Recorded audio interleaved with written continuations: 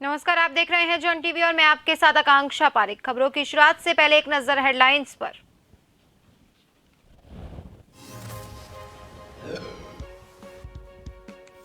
CM Dhami का चंपावत दौरा, police line में लव जिहाद और लैंड जिहाद पर भरी हुंकार, कहा देवभूमि में इस तरीके की हरकतों को नहीं होने दिया जाएगा।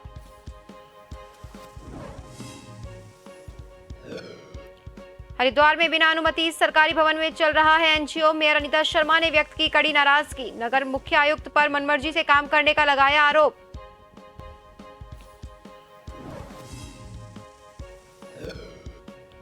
राजधानी देहरादून में ट्रैफिक की समस्या से निजात पाने के लिए एसपी ट्रैफिक की जनता से अपील, अपनी गाड़ियों को सही जगह करे पार्क ताकि न लगे अनावश्यक जाम।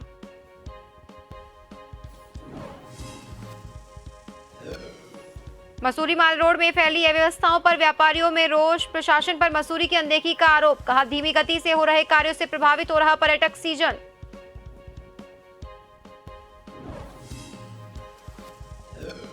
और चारधाम यात्रा को लेकर स्वास्थ्य विभाग अलर्ट मोड पर, ऋषिकेश में बनाया 6 बेड का अस्पताल, जगह जगह डॉक्टर्स की तैनाती।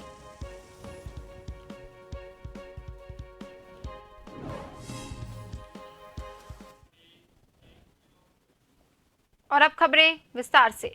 मुख्यमंत्री पुष्कर सिंह धामी ने आज पुलिस लाइन में लव जिहाद और लैंड जिहाद को लेकर आयोजित कार्यक्रम में हुंकार भरी।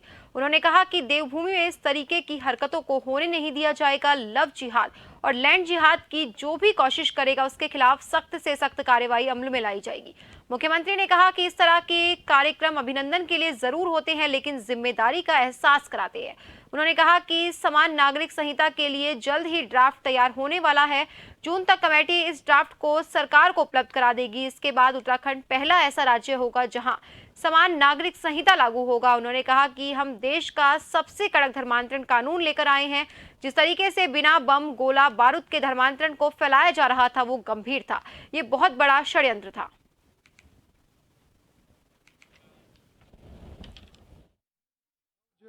लैंड जिहाद, इसके विरुद्ध निर्णायक प्रहार किया और एक नई चीज ध्यान में आई है, मजार जिहाद। इस देवभूमि के अंदर हजारों हजार मजारें ऐसी बना दी गई, अचानक बन जाती है। और अब तक माननीय मुख्यमंत्री के निर्देशन के बाद इस देवभूमि को संरक्षित करने के लिए जब अभियान चलाया गया तो 300 मजारें जब हटाई गई, अभी तक उनके नीचे एक भी मानव अवशेष वहाँ नहीं मिला।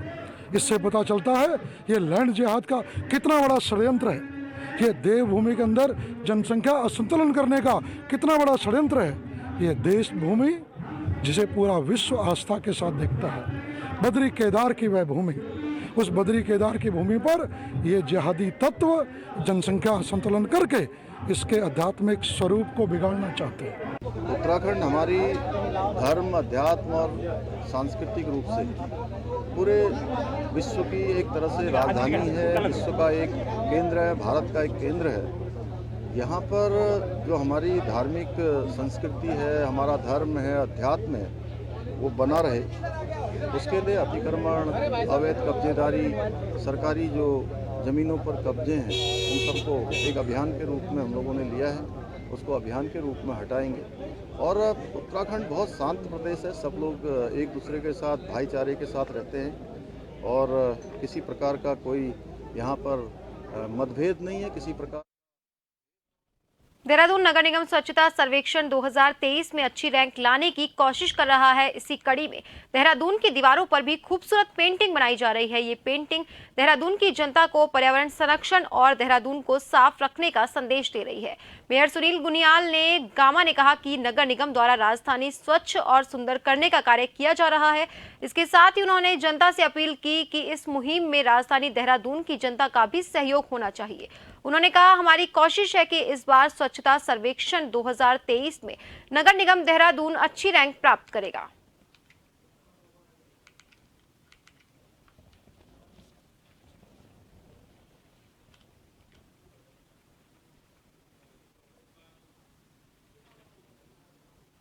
लगातार हम अभियान भी चलाते हैं, लगातार जनता से भी अनुरोध करते हैं और स्वच्छता के लिए हमने 1 अक्टूबर से हर वार्ड में 3 घंटे का एक अभियान चलाते हैं शुक्र शनि इतवार 3 दिन जो है मैं स्वयं भी जाता हूँ, हमारे नगर निगम की टीम होती है, पार्षद होते हैं, वहाँ के जो सोसाइटी के लोग हैं, क्षेत्र के लोग हैं, वो सभी लोग होते हैं और उस अभियान को चलाने का उद्देश्य है कि सभी लोग जो है स्वच्छता के प्रति वो ये ना समझे कि ये सिर्फ निगम की जिम्मेदारी है, वो समझे कि हम सबकी सामूहिक जिम्मेदारी है। जिस दिन ये जनता समझ लेगी कि हम सबकी सामूहिक जिम्मेदारी है तो निश्चित रूप से आज देहरादून के स्वच्छता के मामले में स्वच्छता के जो परिणाम आ रहे हैं उसमें देहरादून का लगातार सुधार हो रहा है और इस वर्ष भी हमारा प्रयास है कि स्वच्छता की जो रैंकिंग है देहरादून की 50 से नीचे हमारी रैंकिंग है और देहरादून के लोगों ने अभी जो हमने 50 किलोमीटर की मानव श्रृंखला बनाई थी उसमें भी 1,28,000 लोगों ने जो है संकल्प लिया था कि हम देहरादून में जो है प्लास्टिक का प्रयोग नहीं करेंगे। जिलाधिकारी देहरादून के निर्देशन पर अपर जिलाधिकारी वित्त और राजस्व रामजी शरण शर्मा ने रजिस्ट्री ऑफिस का औचक निरीक्षण किया। निरीक्षण के दौरान अपर जिलाधिकारी ने सब रजिस्ट्रार कार्यालय में चल रहे रजिस्ट्री कार्यों का अवलोकन किया, साथ ही निर्देशित किया कि लंबित प्रकरणों को शीघ्र पूर्ण कर लिया जाए। उन्होंने निर्देश दिए कि रजिस्ट्री के दौरान अभिलेखों के साथ खतौनी लगाने और इंडेक्स ऑनलाइन करने के निर्देश दिए। इस दौरान अपर जिलाधिकारी वित्त और राजस्व ने रिकॉर्ड रूम का भी निरीक्षण किया। रिकॉर्ड रूम में संग्रहित अभिलेखों के संबंध में जानकारी प्राप्त की गई, जिस पर बताया गया कि रिकॉर्ड रूम में साल 1958 से अभिलेख है और सहारनपुर से भी अभिलेख प्राप्त हुए हैं।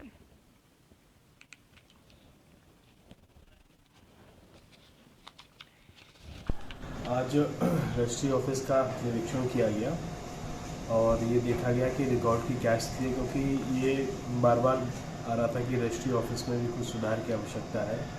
रिकॉर्ड कुछ ठीक नहीं है और इनको दुरुस्त किया जाए, क्योंकि 12 साल का रिकॉर्ड जब भी हम मांगते हैं तो इसमें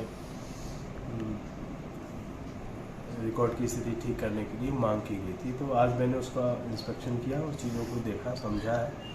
हम लगातार रिकॉर्ड को मेंटेन कर रहे हैं और जो बहुत पुराना रिकॉर्ड है, क्योंकि रिकॉर्ड रखने की अब जगह नहीं बची है, तो उसको हम आर्काइव में भेजेंगे। जहाँ तक जो नई व्यवस्था का प्रश्न है उसमें जो अपलोड करने में समस्याएं आ रही थी वो हमने दूर कर दी हैं, उनको अब मैंडेटरी नहीं रखा गया है। बाकी अब पहले की तरह सारी व्यवस्थाएं चलने लगी हैं। जो 12 साल का रिकॉर्ड है पहले। बेंगलौर में प्रधानमंत्री आवास योजना के तहत मिलने वाले मकानों को जल्द तैयार करने की प्रक्रिया शुरू हो चुकी है। वहीं देहरादून से भी अधिकारी मौके पर पहुंचकर लोगों के सत्यापन करने की तैयारी में जुट गए हैं। प्रधानमंत्री आवास योजना को तैयार करने वाली कंपनी के चेयरमैन के मुताबिक जून 2024 तक सभी लाभार्थियों को उनके आवास की चाबी सौंप दी जाएगी। अधिकारियों के मुताबिक ये कार्य अभी 1-2 दिन तक लगातार जारी रहेगा ताकि सभी लोगों को उसका लाभ मिल सके।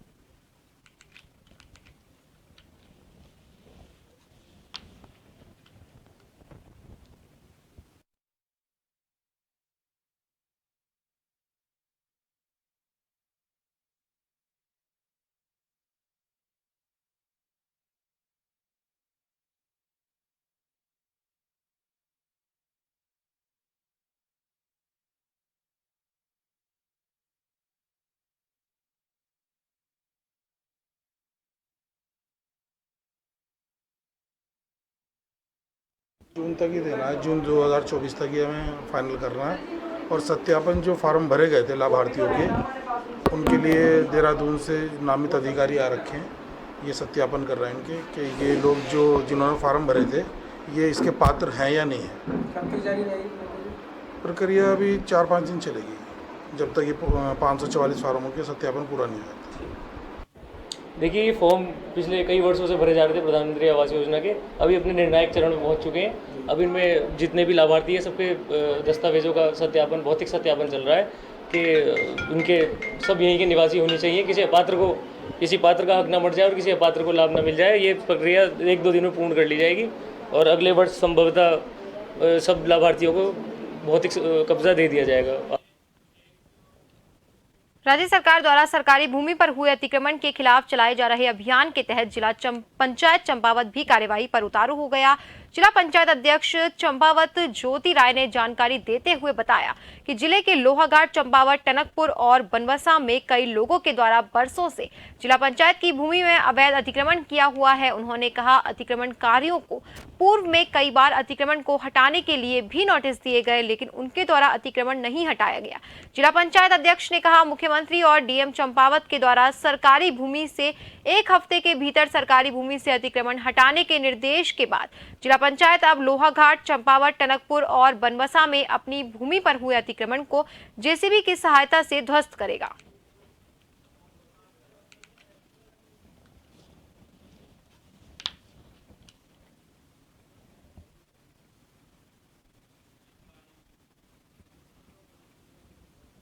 राज्य सरकार पूरे राज्य में अवैध अतिक्रमण के खिलाफ अभियान चला रही है। ठीक उसी प्रकार जिला पंचायत भी जहां जहां जिला पंचायत की भूमि पर अवैध अतिक्रमण किया गया है, वहां पे कार्रवाई करने जा रही है। विगत समय से कुछ लोगों द्वारा जिला पंचायत की भूमि पर अवैध अतिक्रमण किया गया है।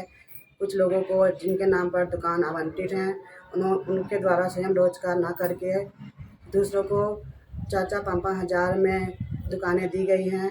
उसके खिलाफ भी इसमें सख्त कार्रवाई की जाएगी और जहां जहां जिला पंचायत की भूमि में अवैध अतिक्रमण है, भवन बनाए गए हैं, उन्हें ध्वस्त करने का कार्य हम जारी कर रहे हैं।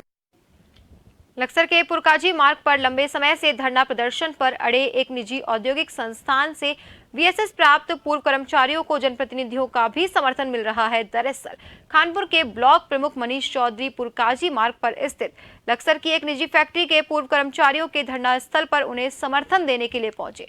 इस दौरान उन्होंने कहा कि हम चाहते हैं कि प्रबंधन द्वारा वर्तमान में औद्योगिक संस्थान का विस्तार किया जा रहा है। ऐसे में क्षेत्र के अनुभवशाली पूर्व कर्मचारियों को ही रखा जाना चाहिए ताकि औद्योगिक संस्थान को इनके अनुभव और पूर्व कर्मचारियों को रोजगार की दिशा में मजबूत किया जा सके।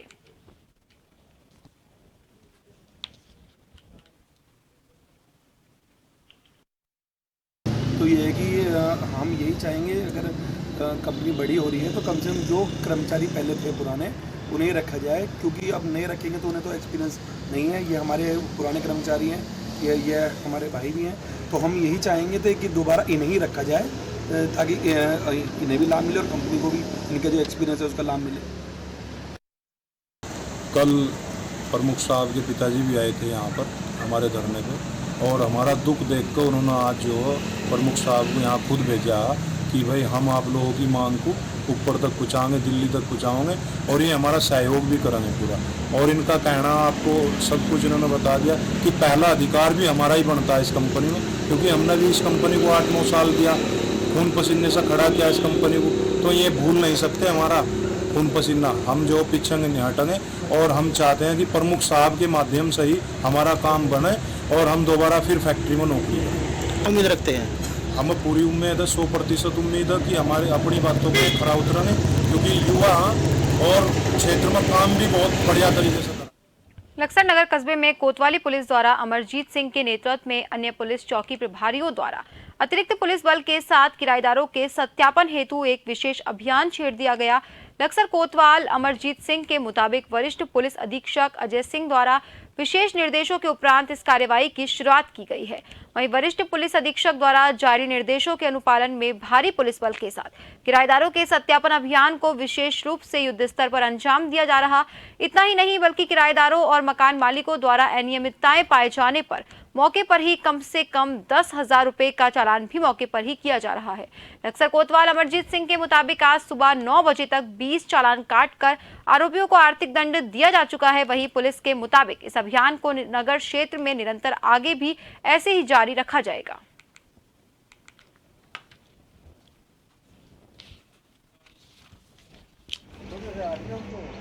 देखिए, ये हमारे जिला मुख्यालय और पीएचक्यू के निर्देशों के क्रम में ये सत्यापन अभियान चलाया जा रहा है और इसमें आज लक्सर कोतवाली के क्षेत्र अंतर्गत भी ये अभियान चलाया गया, जिसमें सुबह से कई टीमें अलग अलग जगहों पे इस सत्यापन की कार्रवाई कर रही थी और उसमें करीब 150 लोगों का सत्यापन किया गया, जिसमें से 23 हमें लोग ऐसे मिले जो मकान मालिक थे, उन्होंने अपने किराएदारों का सत्यापन नहीं किया गया था, तो उनके 10-10 हज़ार के चालान भी हमारे द्वारा काटे गए।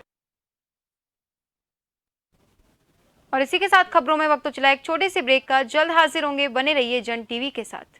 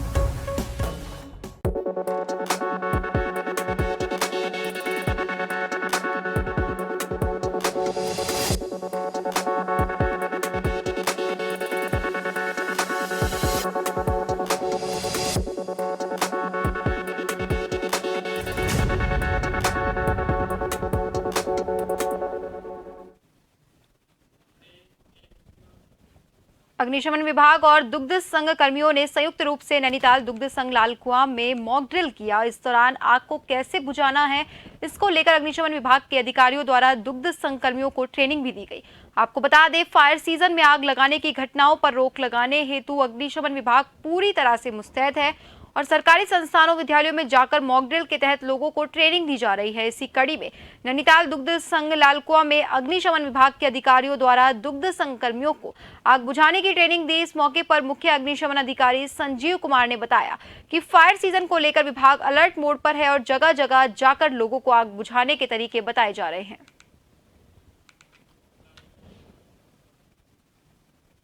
ऐसा है कि हमारा जो डीआईजी मुख्यालय के आदेश के अनुपालन में हम लोग जो है जगह जगह जाकर के फायर ड्रिल कर रहे हैं। फायर सीजन चल रहा है, लोगों को जागरूक कर रहे हैं, लोगों को बता रहे हैं कि आग लगने पे क्या किया जाए क्या ना किया जाए। उसी प्रोग्राम के अंडर में आज हम लोग यहाँ पे इधर हम लोग आए थे। हमने थोड़ा सा पब्लिक को जागरूक करने के मतलब से यहाँ के लोगों को, स्टाफ को थोड़ा बताया कि आग कैसे लगती है, आग को कैसे बुझाना चाहिए। और हमने छोटा सा एक मॉडल भी किया यहाँ पे, इन केस ऑफ इमरजेंसी कभी अमोनिया गैस में लीकेज हो जाए तो उसको किस तरह से ऊपर से नीचे लाया जाए। और बाकी हमने आग ये लगा करके बाकायदा सिलेंडर चला के बताया कि सिलेंडर जो होता है हमारा फायर एक्सटिंग्विशर, उसको कैसे इस्तेमाल किया जाता है। देखिए, गर्मी आते ही पूरे जनपद में और अन्य क्षेत्रों में आगजनी की घटनाएं लगातार बढ़ रही हैं। अभी मैं हल्दूचौड़ क्षेत्र में कल रात एक आगजनी हुई, उसमें एक पशु मर गया है और 2-3 पशु घायल हुए, उनका भूसा इत्यादि जला है। वहाँ से आया तो उसके बाद मुझे पता चला कि हमारे सीओ साहब जो अग्निशमन को देखते हैं, संजीव कुमार जी, उनकी टीम नैनीताल दुग्ध संघ में आकर के हमारे कर्मचारियों को प्रशिक्षित ही नहीं कर रही, बल्कि आपदा में या अमोनिया रिसाव में या कोई बड़ी आगजनी में हम कैसे उससे निजात पा सकते हैं। जोशीमठ नगर में बृहस्पतिवार देर शाम एक बार फिर भूतसाव आपदा प्रभावितों ने जोशीमठ संघर्ष समिति के बैनर तले अतुल सती की अगुवाई में सरकार के खिलाफ वादा खिलाफी का आरोप लगाते हुए जोरदार मशाल जुलूस निकालकर आक्रोश जाहिर किया। जोशीमठ नगर में आपदा प्रभावितों ने सरकार के खिलाफ जमकर नारेबाजी की। आपको बता दें, जोशीमठ संघर्ष समिति द्वारा विगत 107 दिन के धरने प्रदर्शन आंदोलन के बाद सूबे के मुख्यमंत्री धामी के 8 अप्रैल के 11 सूत्रीय मांगों पर सहमति बनी और आश्वासन के बाद जोशीमठ तहसील में चल रहा धरना स्थगित हो गया था।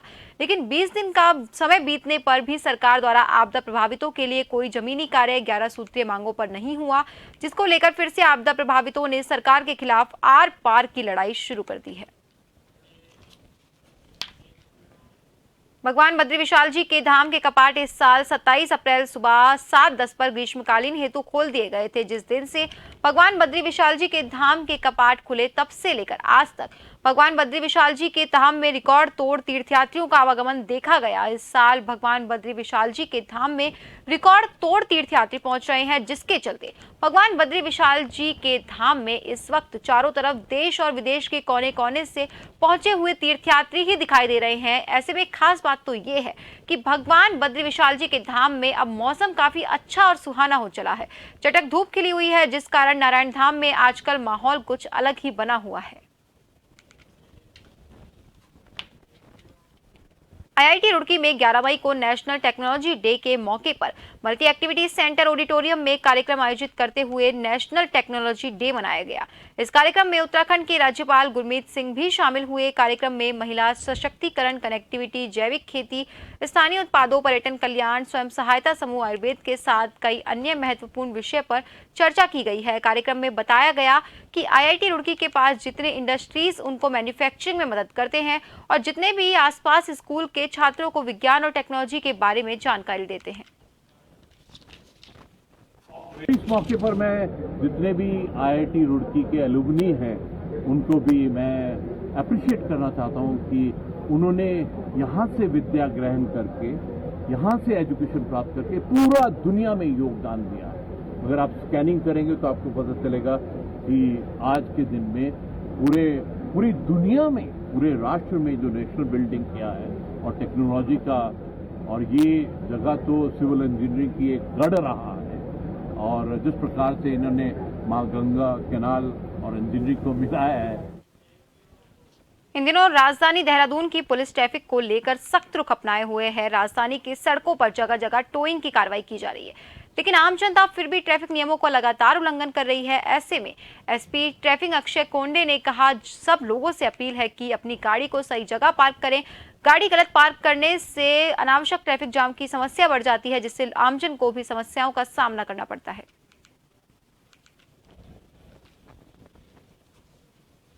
देहरादून ट्रैफिक पुलिस बहुत मेहनत करती है। लगभग 12-12, 14-14 घंटे की ड्यूटी में ट्रैफिक पुलिस काम करती है।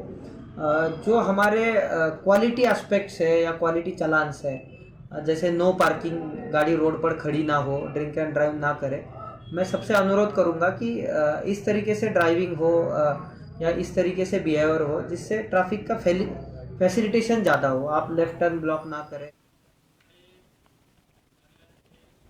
कुमाऊं दौरे पर निकले कांग्रेस के प्रदेश अध्यक्ष करण महाराज जसपुर में विधायक आदेश चौहान के निवास पर पहुंचे, जहां कांग्रेसियों ने उनका स्वागत किया। करण मेहरा ने बीजेपी सरकार पर जमकर हमला बोला। उन्होंने सरकार द्वारा प्रदेश में मजारे तोड़ने को लेकर कहा कि कोर्ट में चल रहे मामलों के बीच सरकार प्रदेश में मजारे तोड़ने का काम कर रही है, जो कि गलत है।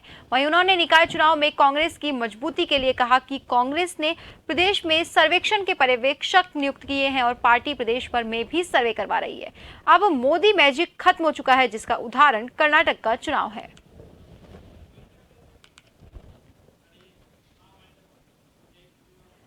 और फिलहाल इस बुलेटिन में इतना ही। बने रहिए जन टीवी के साथ। नमस्कार।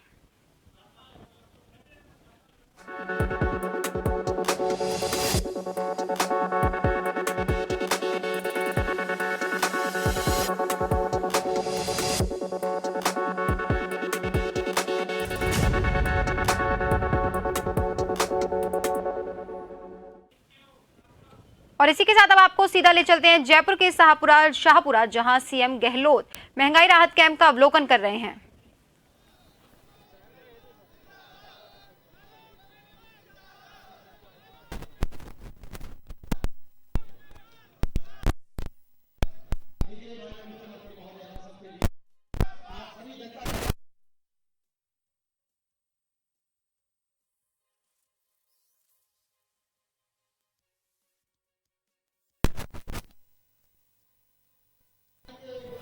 यशस्वी मुख्यमंत्री जन सेवक से जन नायक का सफर तय करने वाले माननीय मुख्यमंत्री महोदय, आप सबके बीच में जन कल्याण की बड़ी सौगात लेकर हम सबके बीच में मुख्य मंच पर पहुंच चुके हैं। एक बार जोरदार तालियों के साथ अभिनंदन कीजिए राजस्थान के जन नायक का। अभिनंदन, स्वागत और आभार। संपूर्ण 1000 के जन सेवक के साथ में अभिनंदन स्वीकार कर रहे हैं माननीय मुख्यमंत्री महोदय श्रीमान अशोक जी गहलोत साहब मुख्य मंच पर आसन हो चुके हैं। और जिस तरीके से सरकार ने जन कल्याणकारी नीतियों के माध्यम से देश के मॉडल स्टेट के रूप में डेवलप हुआ है, यह आपकी सूझबूझ दूरदर्शिता का परिणाम है। और निश्चित रूप से आपका अभिनंदन कि जले दीप फूल में के चमक इस तरह सजा दो, हम नगर उतार रही तो मुस्कुरा दो, समय के जान उतारो या सवाल चाहे मेरा जीवन, मेरी जिंदगी यही है, मेरा प्रदेश जगमगा दो, मेरा राजस्थान जगमगा दो। और उसी राजस्थान को प्रकाशमान कर रहे आदरणीय मुख्यमंत्री महोदय मंचस्थ हैं। उनके साथ में हमारे पूर्व गृह रक्षा राज्य मंत्री सम्माननीय भंवर जितेंद्र साहब,